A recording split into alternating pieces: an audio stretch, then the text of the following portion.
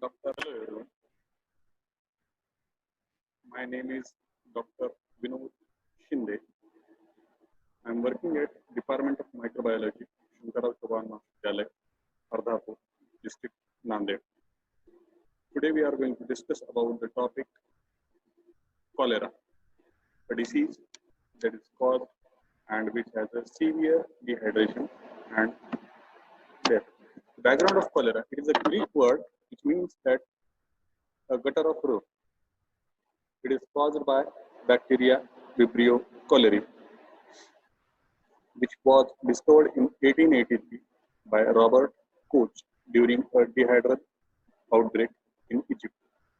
Vibrio cholera has two major biotypes, that is classical one and L-TOR, which was first isolated in Egypt in 1905. Currently, L-TOR is the predominant cholera pathogen worldwide. Cholera, the organism is a comma-shaped gram-negative aerobic bacillus. The size varies from 1 to 3 millimeter in diameter length, and by diameter it is 0.5 to 0.8 millimeter in diameter. So this organism is a comma-shaped organism. Regular rod-shaped or foci-shaped, it is not observed. It is a comma-shaped organism, a slight comma shape. Its antigenic structure consists of a flagellar H antigen and a somatic O antigen. It is the differentiation of the latter that allows the separation of pathogenic and non-pathogenic strain. That is, O antigen allows the separation of the pathogenic strain and a non-pathogenic strain of cholera. Since 1817, there were 7 pandemics observed of cholera in the epidemiology cases. The first 6 occurred in 1817 to 1923 and were caused by Vibrio cholera, the classical biotype of Vibrio cholera. The pandemics caused by Vibrio cholera, the classical biotype of Vibrio cholera. The pandemics oriented or originated in Asia with the subsequent spread to the other continents. The 7th pandemic began in Indonesia in 1961 and affected more countries and continents than the previous 6 pandemics. It was caused by Vibrio cholera L-TOR version or L-TOR biotype. It was observed in Indonesia in 1961. In 1992 October, an epidemic was observed of cholera emerging from Madras, India, as a result of a new serotype, that is O139. Some experts regarded this as an 8th pandemic that is observed in Madras. This strain was now spread throughout Bangladesh, India, and neighboring countries in Asia. Crowding, gathering of peoples during religious rituals, or enhances the spread of the cholera infection. Index cases, when traveled back to their home, may pass the organism to at high-risk individuals, leading to the secondary epidemic and a small-scale infection. So it has a wide spread, and it transmits from the crowded areas or where the hygienic conditions are not followed very strictly. The number of cholera patients worldwide is uncertain because many cases are unreported, and number of cases is increased during the epidemics, and is affected by the environmental factors. In 1994, 94 countries reported 385,000 cases of cholera to WHO, but the number reported in 1998 was 121,000. 89% of these cases were reported from Africa. So, Vibrio cholera pathogenesis or the disease transmission is Vibrio cholera causes clinical diseases by producing an enterotoxin that promotes the secretion of fluid and electrolytes from the into the lamule of the gut. The result is a watery diarrhea with electrolyte concentrations isotonic to those of plasma. The enterotoxin acts locally and does not invade the intestinal wall. As a result, few WBCs and no RBCs were found in the stool. So, the prominent observation is that the Vibrio cholera causes watery diarrhea or excessive loss of electrolytes from the gut, and which causes the dehydration rate, increased dehydration rate, which can cause shock and death in the human beings. The fluid loss originates in the duodenum and upper jejunum, and ileum is less affected. The colon is usually in the state of absorption because it is relatively insensitive to toxin. The large volume of fluid produced in the upper intestine, however, overwhelms the absorptive capacity of the lower bowel, which results in the severe diarrhea, that is watery diarrhea.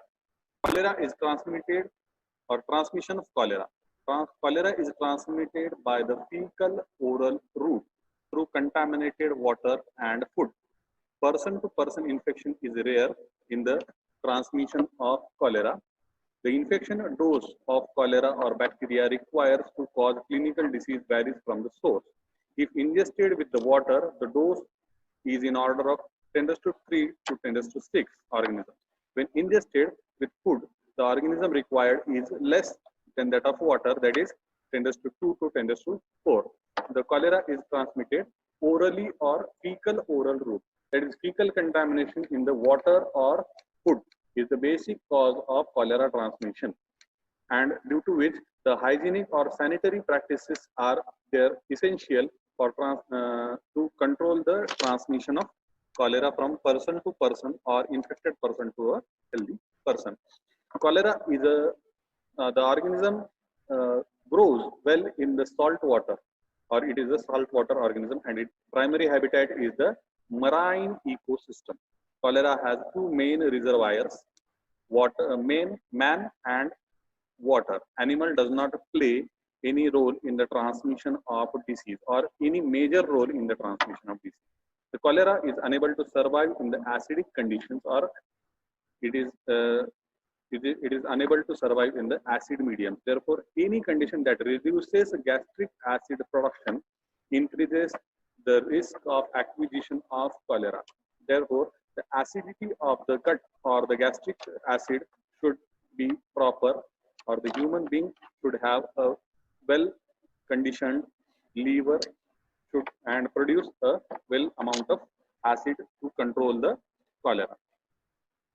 It grows in the saltwater condition, that is, it is having a halophilic environment or marine ecosystem is preferable in the cholera proliferation or acquisition. The use of antacids or histamine receptor blockers or proton pump inhibitors increases the risk of cholera, which can reduce the acidity of the liver and predisposes the patient to more severe disease as a result of reduced gastric acidity. So, and the same applies to the patient with chronic gastritis secondary to Helicobacter pylori infection and those who have had gastrectomy. The risk group in the cholera is all ages, but children's. The cholera can cause to anyone, but the children's and the older ones or the elderly peoples are more severely affected by cholera. The subject with the blood group O are more susceptible to cause cholera, caused by cholera. The reason is unknown for that purpose. The subject with reduced gastric acidity or gastric juices are more susceptible to cholera infection or acquisition. So, the persons which have less hygienic conditions or which have less acidic conditions in the liver or in the gastric juices can have a more severe cholera infection. Incubation period of cholera or clinical picture of the cholera organism when it is infected into the human being. The incubation period is 24 to 48 hours. Symptoms begins with the sudden onset of watery diarrhea, which may be followed by vomiting. Fever is typically absent in the cholera. Watery diarrhea and followed by vomiting. These are the main sudden onsets of Vibrio cholerae. The diarrhea can have a fishy odor in the beginning and which may become less smelly or more watery over the time if the patient is untreated or if the patient avoids the treatment. The incubation period is 24 to 48 hours. Symptoms: sudden onset of watery diarrhea followed by vomiting. The fever is typically absent. Sometimes it may be observed, but typically it is absent. The diarrhea is fishy or smelling fishy in the odor in the beginning and beginning stages, and it becomes less smelly and more watery. That is, dehydration rate increases if it is not treated. The classical textbook example of rice water diarrhea, which describes fluid stool with very little fecal material, appears within 24 hours of start of the illness. Rice water stool is the basic observation of diarrhea or cholera symptoms, primary symptoms. In the severe cases of rice water stool, the stool exceeds into 250 ml per kg, leading to severe dehydration, shock, and death if it is untreated. So, we have to treat the cholera patient. The cholera in children observed as breastfeed infants are more protected from cholera. More protected. I am not saying that they are protected, more protected. Symptoms are severe and fever is frequent. Shock, drowsiness, and coma is common in the children. Hypoglycemia is recognized and complications which may lead to convulsions. Rotavirus infection may give a similar picture or similar type of symptoms and need to be excluded from the cholera infection. Laboratory diagnosis of cholera can be seen in the stool by direct microscopy after gram stain, and dark field illuminations is used to demonstrate motility. These are severely motile organisms and also these are comma-shaped organisms. Basic observation of cholera vibrio or vibrio cholera is that it is a comma-shaped organism. The shape of the organism recognizes itself. The cholera can be cultured in the special alkaline mediums like triple sugar agar medium or TCBS medium. Serological tests are unavailable to define strain, but this is needed only during epidemics and to trace the source of infection. In the cholera or vibrio cholera, we have to transport the samples from one place to another or to the laboratory. For transporting, there is a medium called Venkatraman Radhakrishnan medium used for transportation of the cholera samples, stool samples collected from the patient. So the mediums used are basically triple sugar agar medium and TCBS medium for culturing purpose, and transportation purpose it is Venkatraman Radhakrishnan medium or VR medium.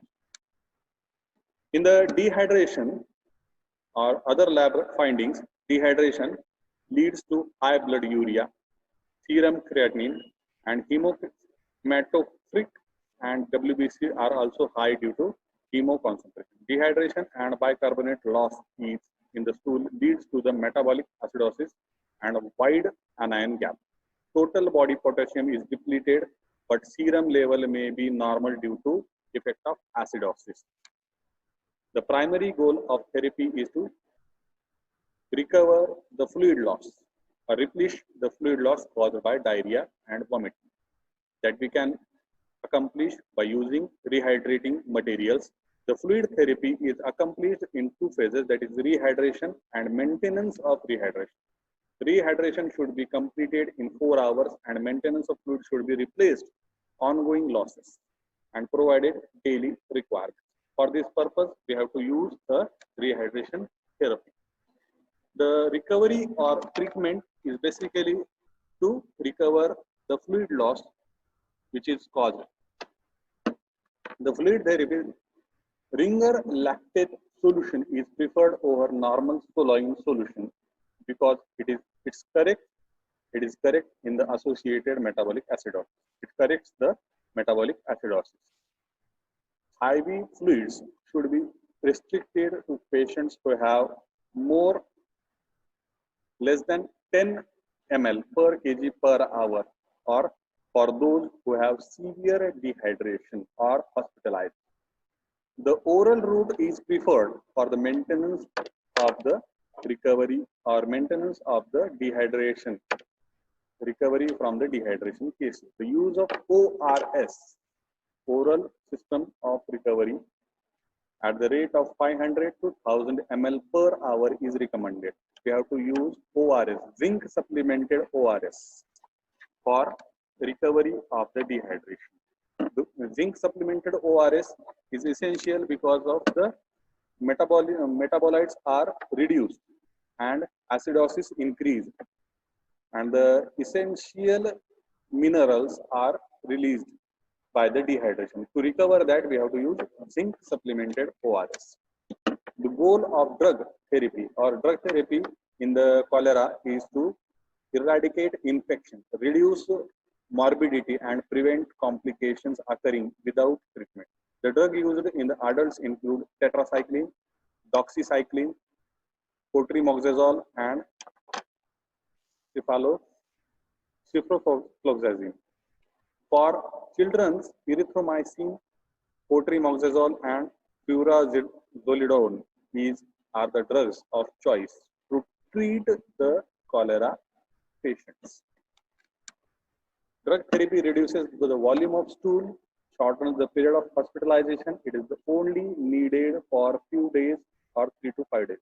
Drug resistance has been described in some areas, and the choice of antibiotics should be guided by the local resistant pattern.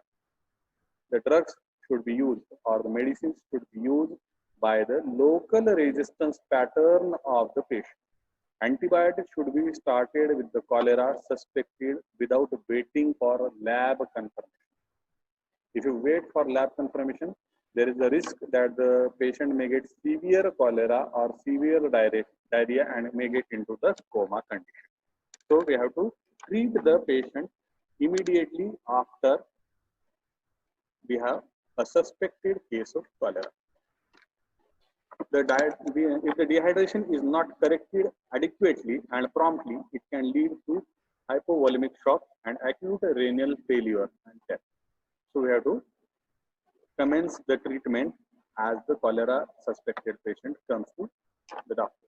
Electrolyte imbalance is common. Hypoglycemia occurs in children.